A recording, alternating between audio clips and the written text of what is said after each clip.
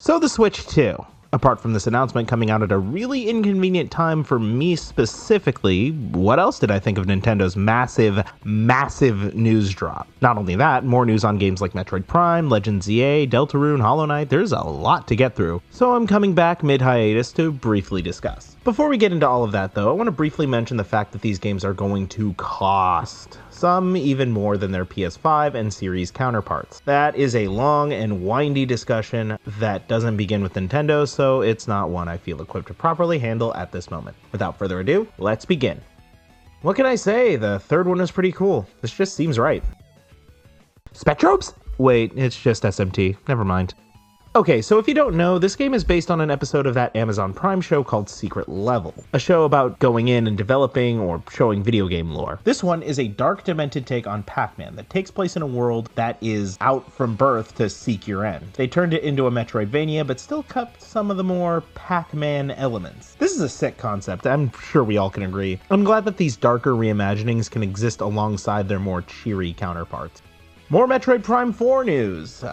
I'm expecting this game to kind of be what Breath of the Wild was to the Wii U, a way to bridge the end of one console's lifespan with the beginning of another. As for the game itself, I'm gonna be honest, I don't know much about Metroid outside of like the few games I've played, which doesn't involve the Prime series, so I'm gonna pass it to somebody who does. Hey Loke, do the thing! Metroid Prime has been a staple of my life since I first played Prime 2 on the GameCube when I was about 4 or 5 in 2005. To see this series in such a high fidelity on such a groundbreaking new console is such a treat, and the new psionic abilities look to be a welcome addition to Samus's collection of armaments. I'm a little unsure of the new pricing model Nintendo seems to be implementing, but seeing as Prime 4 will be a cross-gen title, I won't be too spoiled for choice at least. And the music sounds about as good as Prime 3, which is a mile better than the selection presented in Dread. Music is such an important part of Nintendo's identity to me, so to see a peek at a sort of return to form here is a godsend. Not gonna lie, I was a little nervous that since the old guard at Nintendo seems to be leaving or dying out, that music wouldn't be as good anymore. I'm glad to hear that that's just not the case. Thank you to Luke, Good Lucan Anti-Mez, for helping me with this segment. Link to his channel in the description below. So it's coffee talk for Disney villains. Not the worst idea. I mean, most coffee talk fans I meet are also huge Disney nerds, so it makes sense. This Witchbrook game just scratches my D&D brain, and I think I have to play it for that alone. Just the fact that it's co-op and roleplay heavy is super interesting to me. It all comes down to the world building, character customization, and who actually wants to play this game with me. Ask the Project Teamy team about how they feel on this one. Welcome to Tamagotchi Plaza. It's pronounced Tamagotchi. Haven't you ever heard of the 90s? Spectrobes? Wait, no, it's Pokemon? Huh? Okay, I'm actually super hyped for this. A new shakeup to the Pokemon formula is always welcome in my book. It's also nice to see that they're actually listening to fans, both taking time in between releases for a more refined experience, and by incorporating new battle styles and game modes. In my Games of the Year video for 2022, that unfortunately doesn't exist anymore, I stated that Legends Arceus would do good by taking cues from games like Spectrobes or Xenoblade Chronicles, and trying out a real-time battle system. Thing is, they didn't need to do this. Legends already had its own battle style and mechanical changes, but they did anyway, which excites me greatly. The ZA Royale sounds like it's going to be so much fun. One thing I thought that Legends lacked in is battles against other trainers. I mean, the few we got were great, but it feels like it was trying to juggle a ton of different gameplay styles, and there was room for certain elements of that game to get lost. I like that this experience feels a little more centralized, yet not too similar to what we've seen in Pokemon games prior. There's so much to talk about with this game, I might end up doing a dedicated video about it, because we have an entire console reveal to get to, and God, I wish I had more time. Game sharing for your virtual games is a great idea. The lending thing is a bit restrictive in my opinion, however. You can only lend games to family members and one game at a time per person. You can't lend them to your friends unless they're on your family plan, so I can't force my friends to play Y2K like I've always wanted. I think 2 weeks is definitely a good enough time to beat a game being lent out, or at the very least decide whether or not you like a multiplayer game enough to purchase it. That being said, I hope this becomes less restrictive in the future.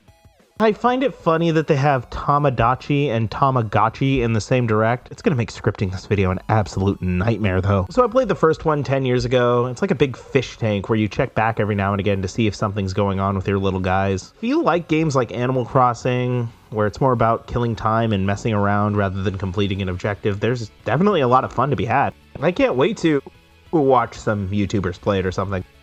We already have this app. It's called Twitter. Looks cute though, I might check it out. Okay, now it's time for the thing you all been waiting for. my thoughts on the Switch 2. Let's get into it. And we're starting off with a banger in Mario Kart World. This game looks wonderful. It's all-terrain Mario Kart with wall riding and free roam co-op. Ruining friendships has never looked so good. Hey, so present day Ruins here. I'm writing this because there was a third Nintendo Direct entirely about this game. So Mario Kart 8 Deluxe, over the course of its lifespan, just became the most granular racing game for what it was. You know, besides those Gran Turismo games that make every make, model, and color of car you can imagine available. It's because through the 11 years that Mario Kart 8 has been around, they kept adding to it.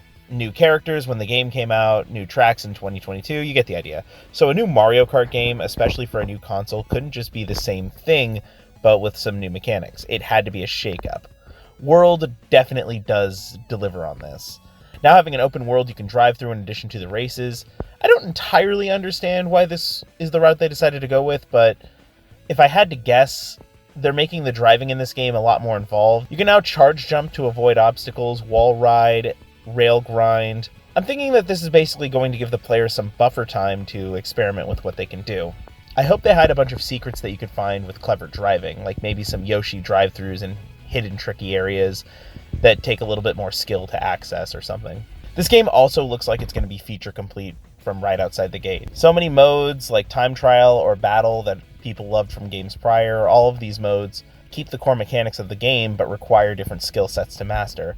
Free roam just looks like it's going to be fun for people who get a kick out of analyzing scenery and how much detail actually does go in the background, which is cool because Mario Kart tracks have a lot of details that are really neat and often go unnoticed. It honestly kind of reminds me of Mario Odyssey if you were in a car. What do you want me to say about this? It's a feature that's been in games since the original Xbox. Odds are you were already doing this with Discord or some adjacent app while you played games. Glad it's here. Don't know why we needed to spend an extended amount of time going over how it works. DS Download Play is back, guys!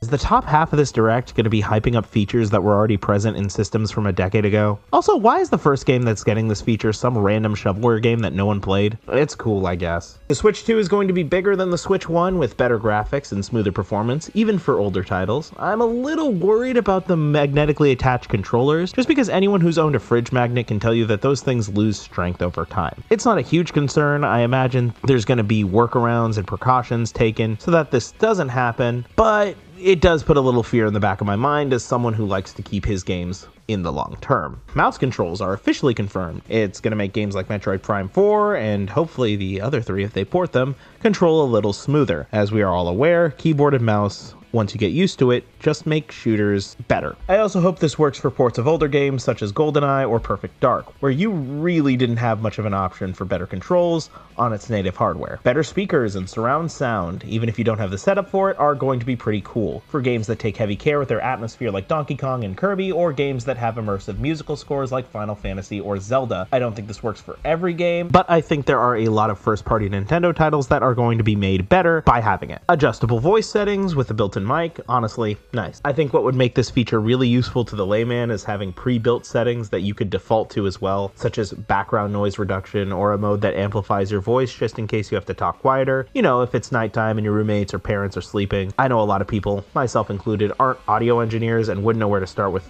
creating those settings for ourselves. There is a USB 3 port on the top, which is actually going to make it possible to charge in tabletop mode, among other things. This will also make way for the adjustable camera. 256 gigs of storage right at the gate. Now, this could be really generous or just a necessary update depending on how big these games actually are. If they remain the size of Switch games, we will be fine. It took me 5 years to fill up the 128 gig memory card I bought when DMC3 got ported onto it. That being said, if you do wish to expand your memory, you will have to use specifically made micro XD express cards, not just regular micro SD cards. Those will not work. 4K resolution and a better cooling system. This will allow us to play better games for longer. All right, so that's all the spec stuff. What about the rest of the games? Oh, Switch 2 Welcome Tour. This is going to be like that Astrobot tech demo that came with the PS5. That's not a bad idea. A little game to teach the player about the features of the Switch 2.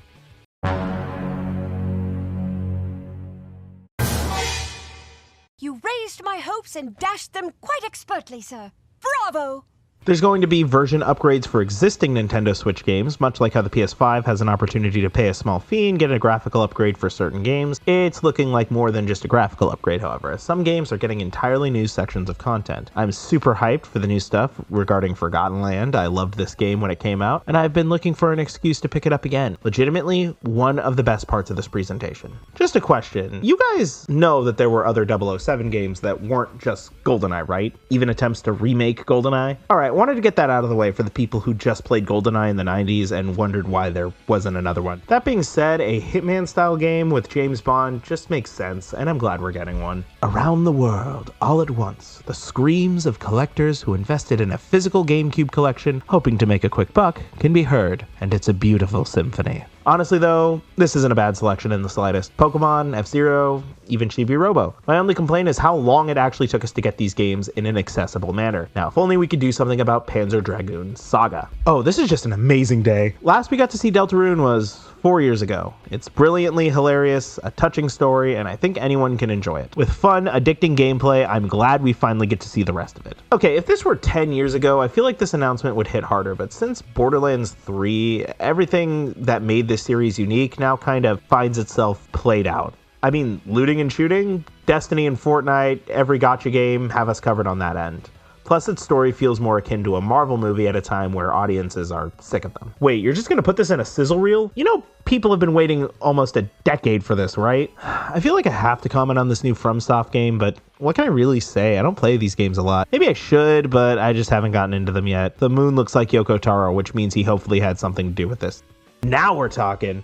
Air Ride was such an underrated classic for a long time. It was part of the GameCube library, which means for a long time, people kind of saw it as this weird experiment that wasn't really what they wanted. But as time passed, people started to realize how fun it actually was, and how the city trial was just the best way to play any video game. So yeah, this has me beyond hyped. Glad it's finally getting the love it deserves. What a way to end this direct. After the Donkey Kong video, I've been going back and playing through all of the Donkey Kong Country games, and well, there's no other way of putting it. Those are just some of the best platformers of all time. And Bonanza looks to be no different. The amount of things you can do in this game, breaking through the ground, carrying parts of the level, it looks like it's going to be on par with Mario Odyssey or Crash 4 in terms of mechanical depth. Like the DK games that came before it, it looks gorgeous.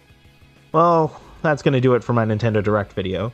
Sorry this is a little late, I technically am still on hiatus, focused on getting that rebrand squared away, among other more pressing projects, but I hope you enjoyed this nonetheless. There was no way I was going to miss this opportunity to comment on this. This is one of the biggest events in gaming, and I can't wait to finally have the console in my hands. Sadly though, I do have to go back on hiatus, which means this is the last you're going to hear from me for a while, but when I come back, I've got some new amazing stuff planned you won't want to miss. I'll see you in the next video, whenever that may be.